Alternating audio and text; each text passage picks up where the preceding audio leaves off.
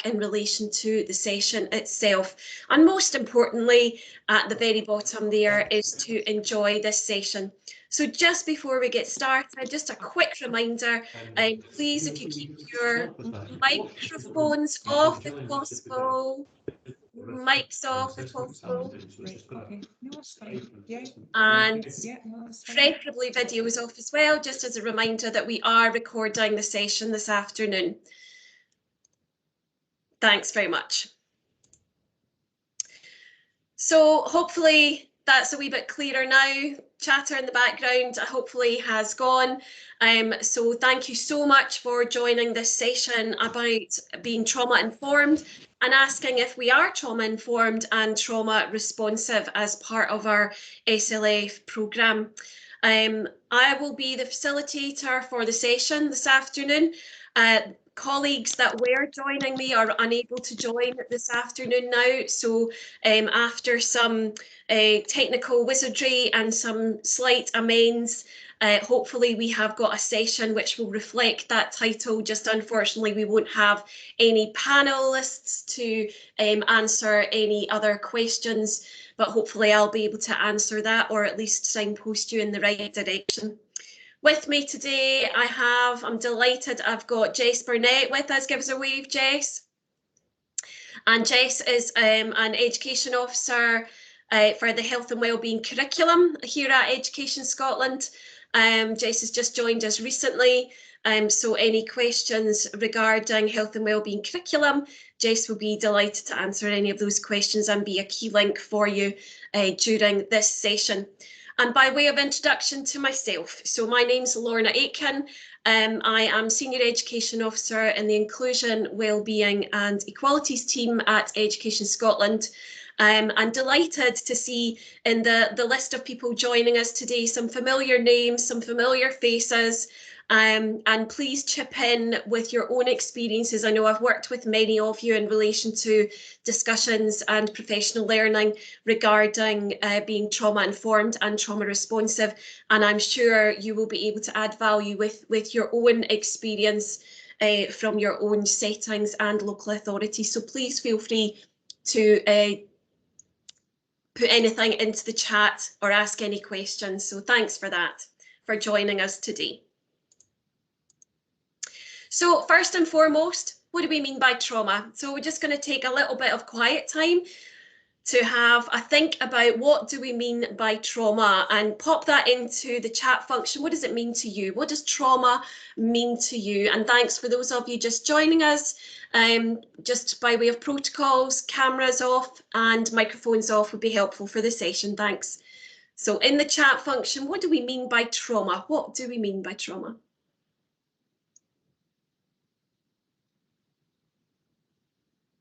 Being affected by bereavement, absolutely.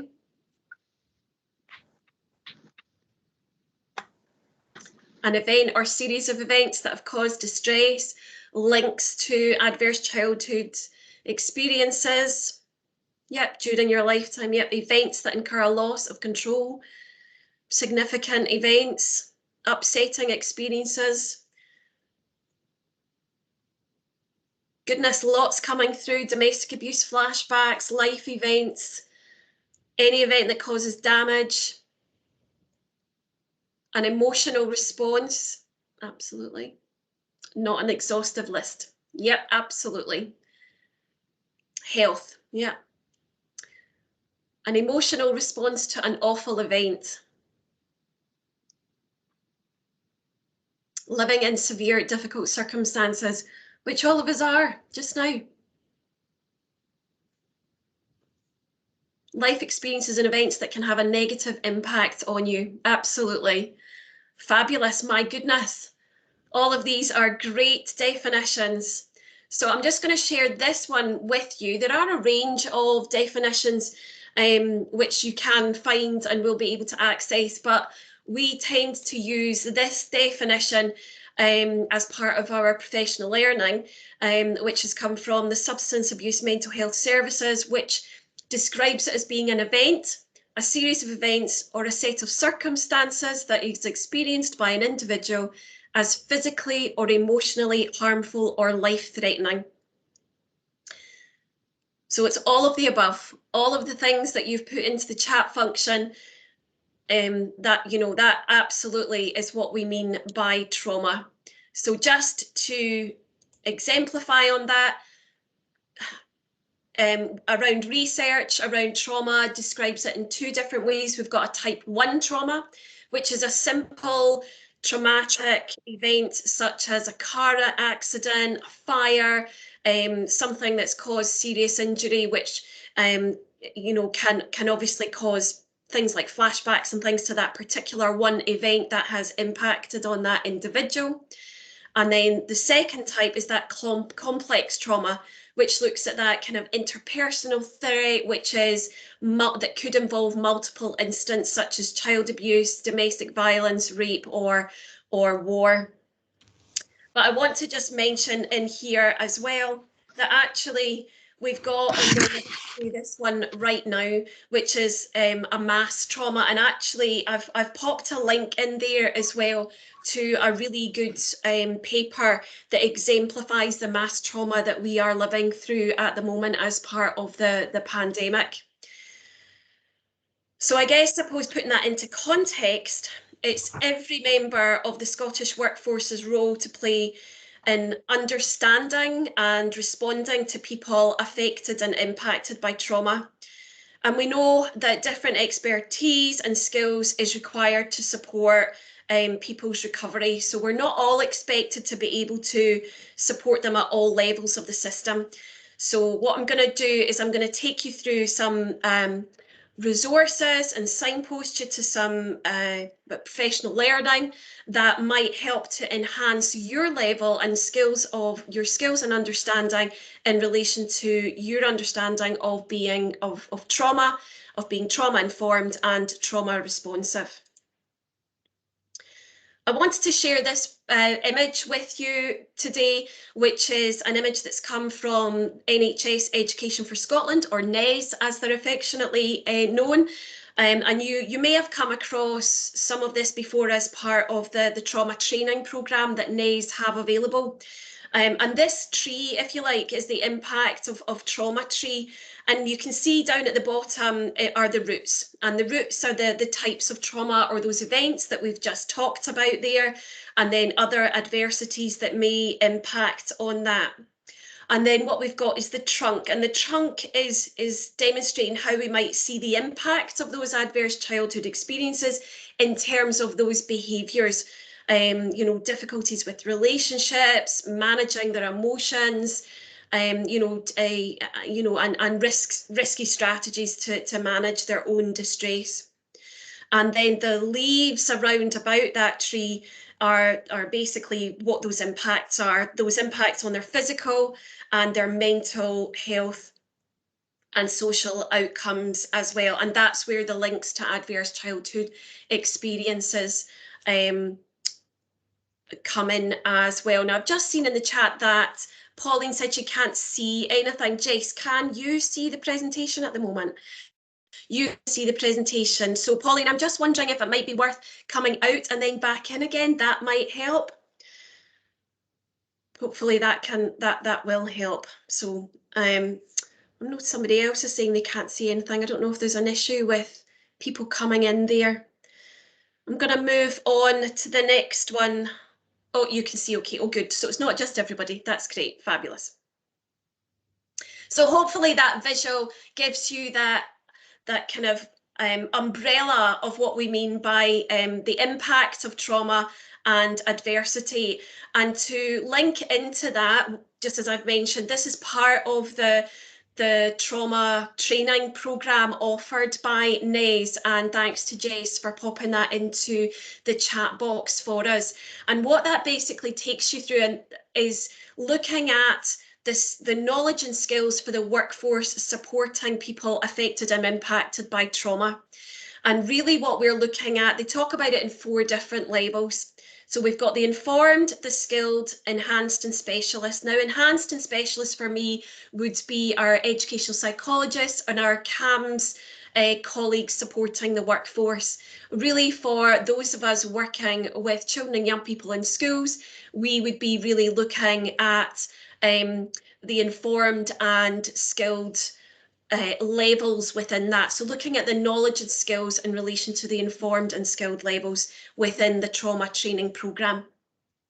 And what you'll find in this programme is a range of links, resources, professional learning that you can access either online or you can request face-to-face as well. So that if you discover that you do have gaps in your own knowledge and skills in relation to being trauma informed and trauma responsive, then that will signpost you to the to professional learning to fill those gaps for you. Within education, we do have a bespoke training package which is available, and that's the Compassionate and Connected Community. So you might have heard of the Compassionate Connected Classroom, which is a resource which is used at second level, but the Compassionate and Connected Community is a professional learning resource which is mainly delivered by your educational psychologist within your local authority. They might not use the name Compassionate and Connected Community because it may be embedded into other training packages that they offer, but it's effectively giving you the knowledge and skills that you require to ensure that you can respond to children and young people who have been impacted and affected by trauma. If you don't have access to the full Compassionate Connected Community professional learning package, there is a professional learning activity which is available via Glow, and thanks to Jess for popping that in for us. And this will take you just a couple of hours to work your way through, but it gives you a general introduction to the fuller, wider package that we have available. But effectively, the Compassionate and Connected Community would take you to the skilled level within the framework of the trauma training programme. So I'm going to move on to this next slide, and I'm going to just switch from this one to my browser just now, just to make sure that we can hear this. And I'm going to share a video. This is called the Sowing Seeds video. It's just 10 minutes. And I'm just going to pop this up here. So bear with me. Try and be as slick as we possibly can with this. And Jess, will you keep me right and make sure you can hear the sound once I start playing this? And the Sowing Seeds video is a video that has been developed at the informed level. And this is for everybody that is working with anybody, specifically children and young people who may have been impacted by trauma, but actually what it does as well, it gives you an understanding of what is actually happening within the child's brain and how it's impacted on its development, on their development. So I'm going to stop talking for just now, and fingers crossed we are able to hear this.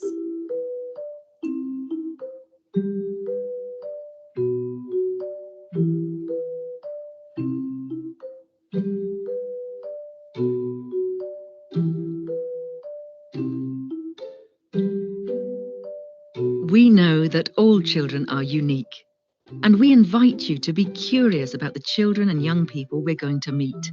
A wonderful thing about working with children and young people is the potential for change, and we can all have a role in supporting them as they grow and develop. This is Lily. She's a 4-year-old in my group. Lily's irritable and cries at the smallest thing.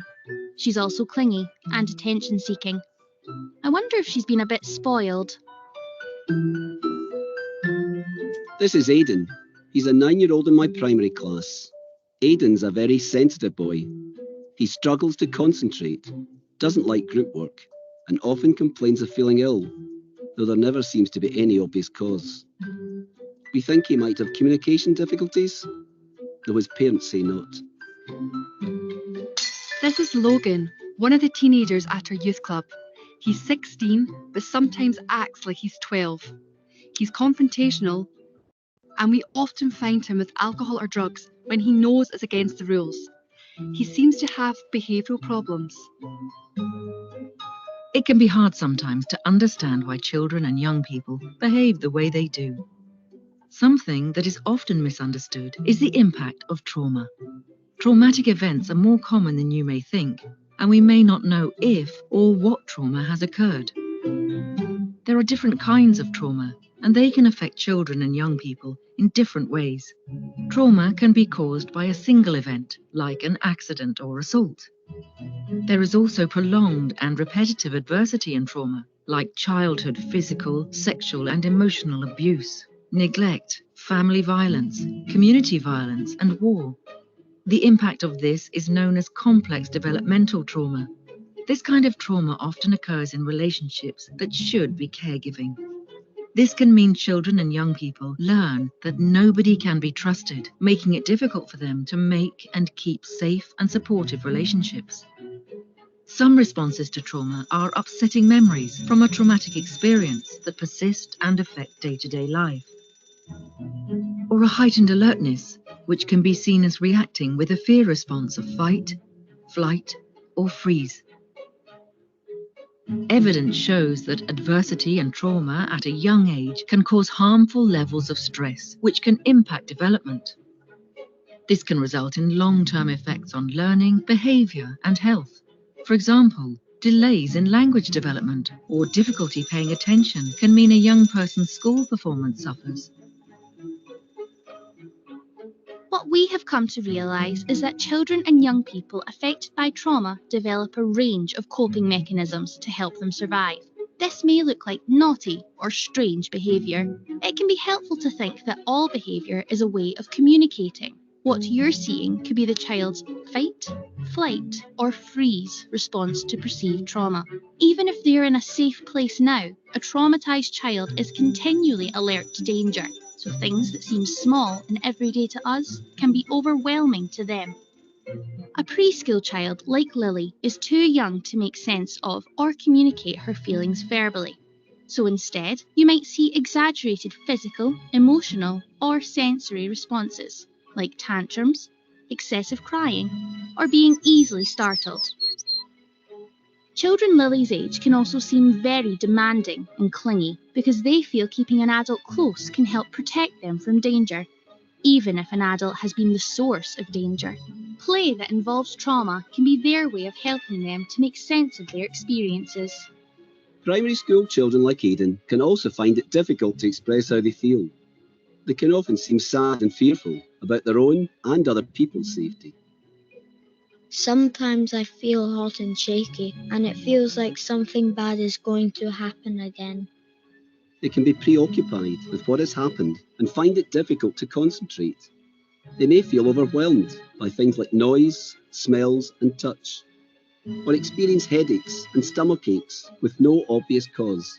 I don't feel well. Adolescents like Logan can find it difficult to manage their emotions and can feel self-conscious about this. They can worry about being vulnerable and hide how they're feeling. I'm fine. Well, I can be fine for a while, and suddenly I'm not. Sometimes I get into a rage and I just smash stuff. They can find it hard to manage friendships and feel tremendous shame and guilt. They can also be aggressive and confrontational. Can't mess with me. Just try. And they can engage in risky or harmful behaviours as a way of managing their difficult feelings. Everyone who works with children and young people has a role to play in recognizing the impact of trauma and helping to support a child or young person's natural strengths and recovery. Relationships really matter. Evidence suggests that a supportive relationship with one good adult is incredibly important. This is a safe, dependable, and responsive adult who provides support to the child or young person. It's the opposite of their traumatic relationships when their needs were ignored. Supportive relationships like this have been shown to have a significant effect in helping buffer children and young people against the impacts of trauma. That one good adult might be a family member, a teacher, a youth worker, or you. You can help children and young people cope and recover from the effects of trauma by going at the child's pace and providing a different, healthy experience of relationships. Relationships where children and young people are offered safety rather than threat, choice rather than control, collaboration rather than coercion, and trust rather than betrayal. It's also important to empower young people by involving them as much as possible in what's happening. and encouraging their unique qualities, skills, and talents to increase their resilience. These are the principles of a way of working we call trauma-informed practice. Can you think about your own setting and how trauma-informed principles could be used? Promoting stability, safety, and consistency in the child's environment is key. Routines and predictability are important and can help young people contain their distress. So in a preschool setting, this might mean making sure Lily is picked up at the right time and reassuring her that mum is on the way. Don't worry, your mum will be here soon. Supportive adults play a vital role in helping young people manage their emotions and behaviours. It's often referred to as the 3 R's, because it's about helping young people regulate their feelings, relating to them, and helping them reason why they may feel the way they do, or what can be done to help in each situation. In a primary setting, this might mean helping Aidan to become more calm, ensuring that you understand how he feels. I'm here. I understand it can sometimes be hard for you to focus, Aidan. Let's find some ways that can help. We can help the young person make sense of why they feel the way they do, if they feel comfortable doing that with us. Sometimes it just hits me out of nowhere. I don't know what's been happening, and I just feel out of control. Thanks for sharing that with me, Logan. That must be really difficult for you.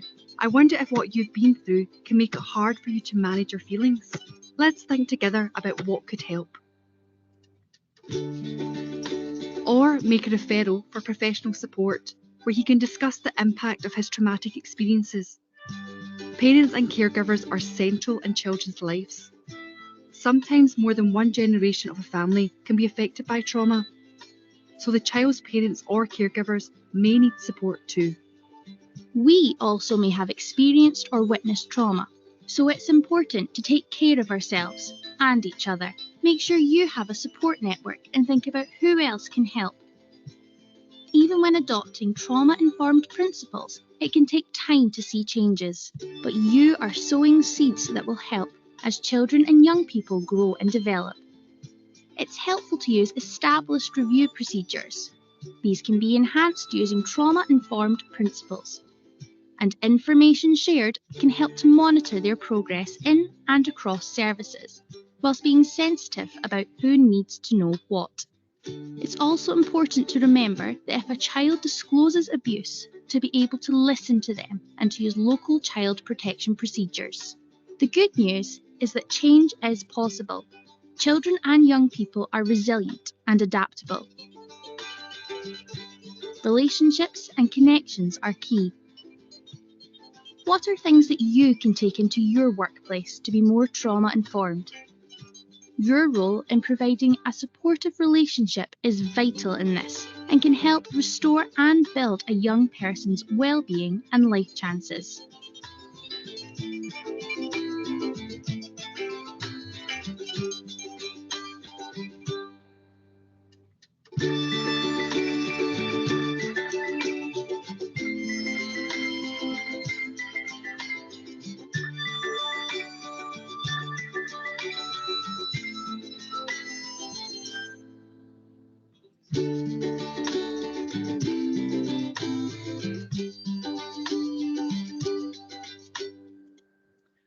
Okay, I'm just going to pause that there. Now I've seen that a few people have asked for a link to that, so I'm just going to pop that into the chat function for you so that you can access that.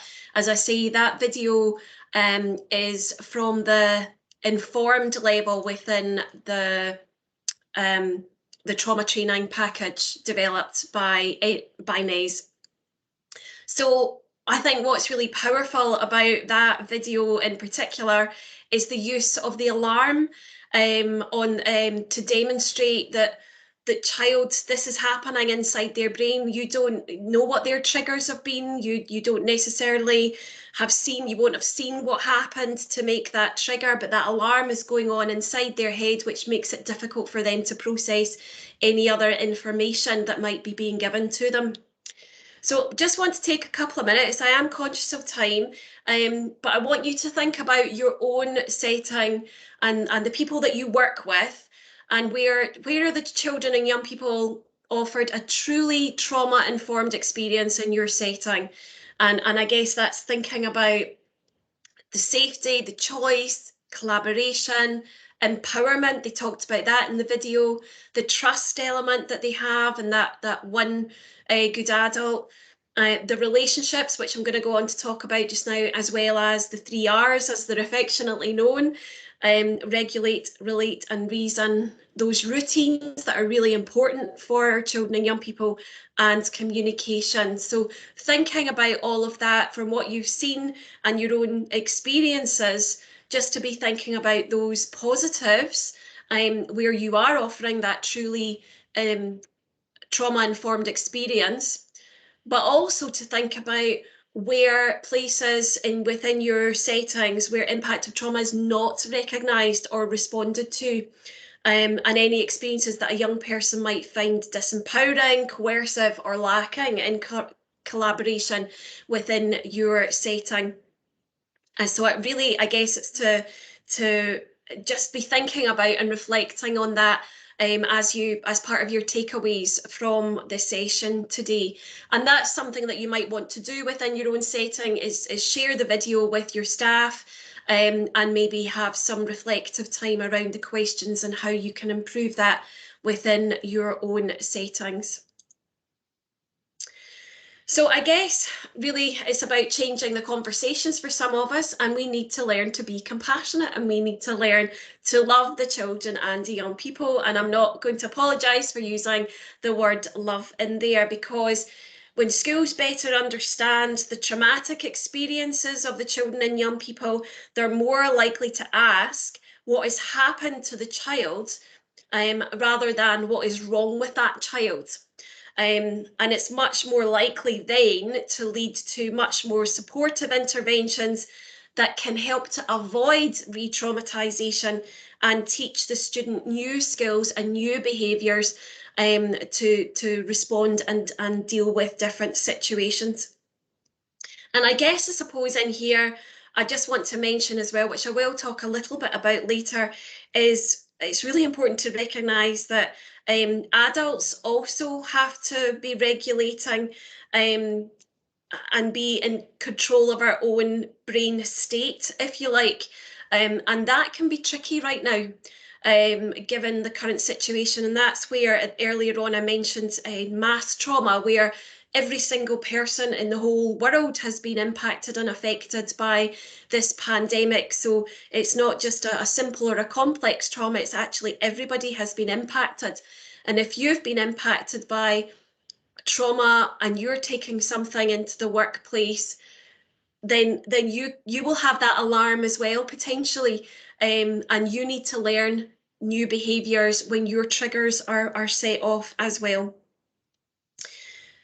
So we need to make sure that we learn to respond to the children and young people triggers and provide new strategies for them in order to be able to support them. And I've just put in here a few links that might be useful for you. Again, the Compassionate Connected Community Professional Learning activity that's available. This Childhood Trauma and the Brain link takes you to some Anna Freud resources, which are really useful. There's a lovely video in here, Mr. Pigden. If you haven't seen that, it's on YouTube. I'll not go into detail about it, but if you don't cry, you know, I don't know, but I certainly still have tears welling up in my eyes every time I watch it. And also have got the Compassionate and Connected Classroom resource on there as well. And I was smiling during the video because for me, it's all about relationships. Fundamentally, at the heart of all of this, it's about the relationships that we develop with our peers, with the children and young people, get to know them, learn to love them, and support them through these difficult times, which I am sure you are all making every effort to do on a day and daily basis. And also to remember that all behaviour is communication, is one of our key nurture principles in there. And I just want to share this resource in particular with you. This was just very recently published by Public Health Scotland. And it's an extension to the It's All About Relationships video. If you haven't already seen that, it's a 15-minute, 16-minute video that Public Health Scotland developed in collaboration with Barnardo's. And I'll just pop that link in here for you so you've got it. Bear with me while I try to multitask. And this here, these top 10 tips basically are images which can be used to put up around your school, around your buildings. And it's basically 10 tips which are really, really simple messages that we can use to share, giving a warm welcome, get to know who I am, show me what kindness is and looks like, let me know when I'm doing things well. So it's just 10 top tips from children, the voices of children and young people, that you can use to remind everybody of the importance of relationships while they are working with children and young people during these difficult times. A couple of other resources that I've popped in there, links to the Nurture and Trauma-Informed Approaches, which is a summary of all the supports that we have available, which sit on the National Improvement Hub. So again, just links into the professional learning resources that I've mentioned already. And I'll just pop that link in here for you just now, just so you've got it.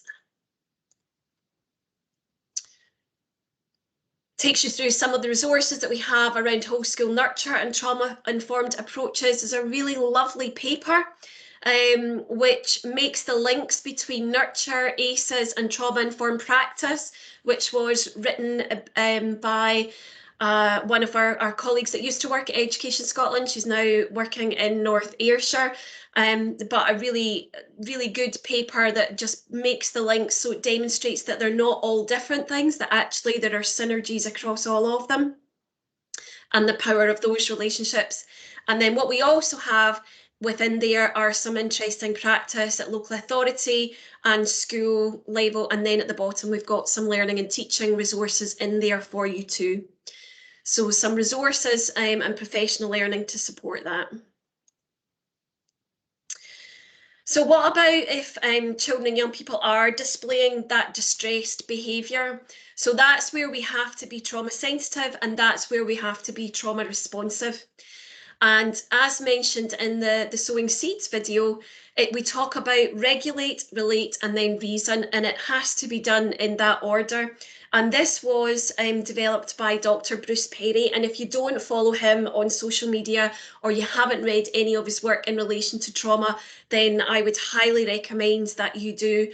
His work in this area is sector leading from my perspective. So I'm just going to click on this here, which is a link to Beacon House resources. And again, this link here has a range of resources which you can access that might support your own practice and link in with the gaps within your knowledge and skills in relation to the knowledge and skills framework from our colleagues at NES. And I'm just going to take you through this section here. And this is the one that we're looking for, the neurosequential model, and looking at the 3 R's. And this image just demonstrates exactly what it is we need to be doing. So when children and young people are displaying that distressed behaviour, first we have to regulate and calm their fight, flight or freeze response. So you saw that in the video, the different ways that they will respond when that alarm bell goes off in their brains. We have to regulate and calm them down. Before we can do anything else, we have to regulate and calm. Once they've got past that stage, then we can relate to them and we can connect them, and that's through that relationship that we have with them. If we're that one good adult, if we're that person who supports that individual and we know them, then we connect with them and attune with them to support them. And then only then can we go on to that reasoning. Only then can we look at reflection and looking at supporting how we learn from that situation. How are we going to respond to it differently? How are we going to find strategies that can support us so that when that alarm bell goes back off again in our brains, whenever that trigger sets us off again, what is it we're going to do? What strategies are we going to use instead to support them? So if you think about those restorative conversations that you very often might have at the end of a play break or a lunchtime, how often are you going to this section before you've actually done this section? So just to be really, really clear that we have to regulate, relate, and then reason in that order. If we go straight to this, we're wasting our time.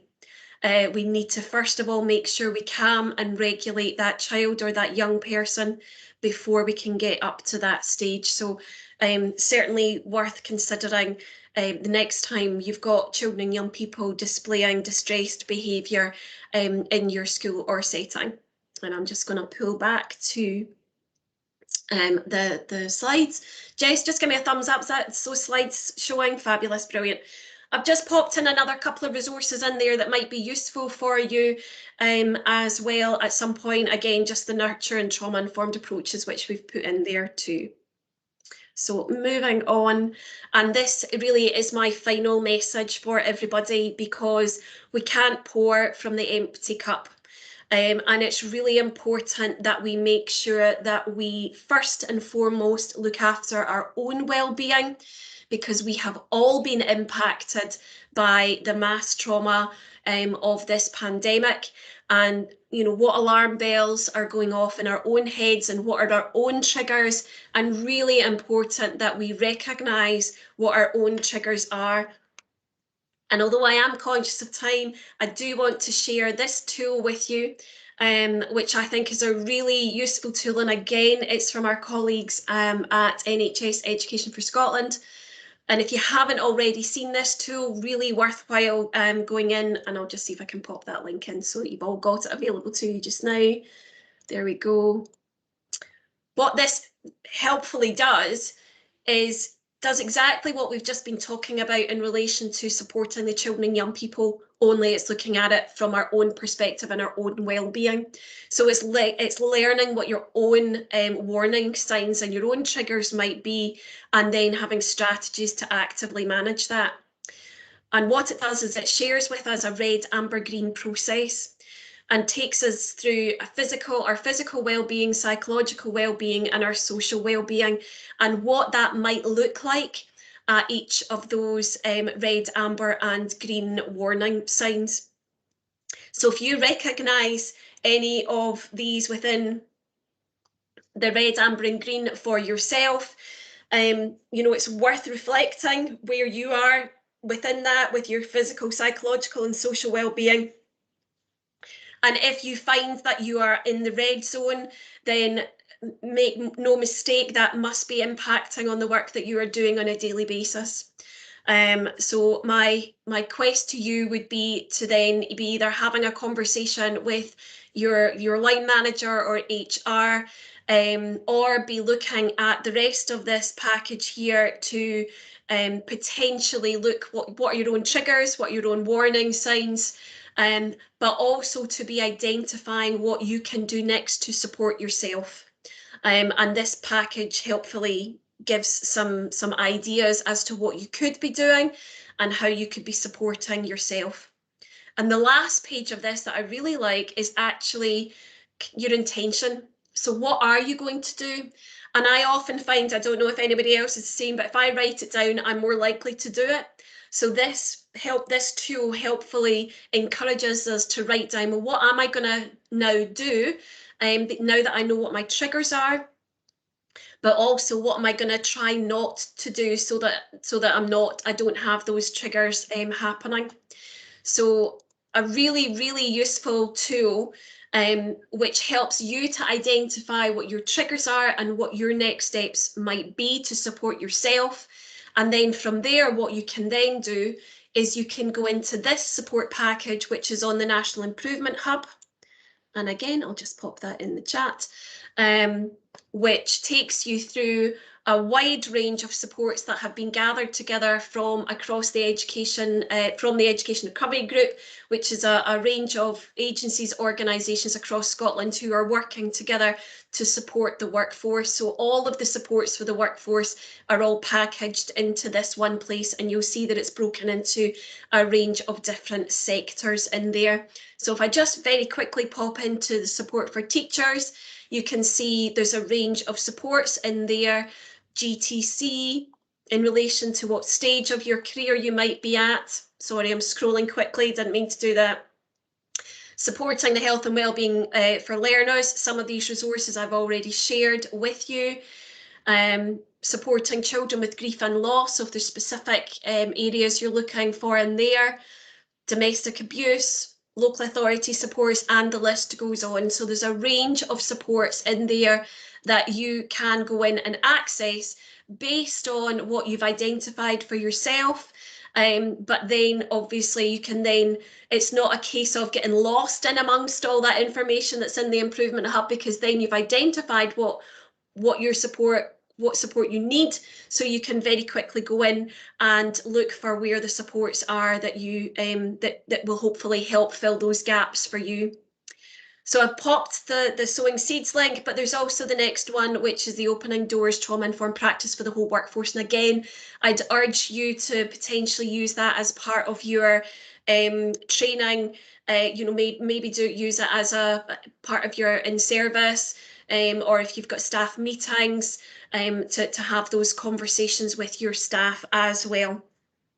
And I think, hopefully, that's me at the end of our presentation. 2 minutes to go. So I haven't seen any particular questions coming up in the chat. Jess, has there been anything specific?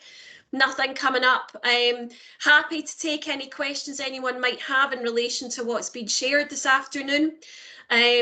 Equally, if there's any particular links that you would be looking for, happy to pop them into the chat function.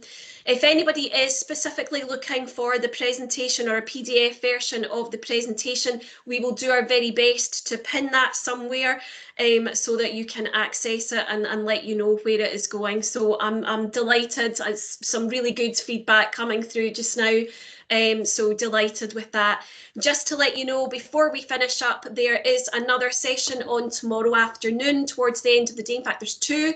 One of them is about evaluating progress in learner wellbeing. And then straight after that, pretty much straight after that, we've got a session on looking at whole school approaches to mental health and wellbeing.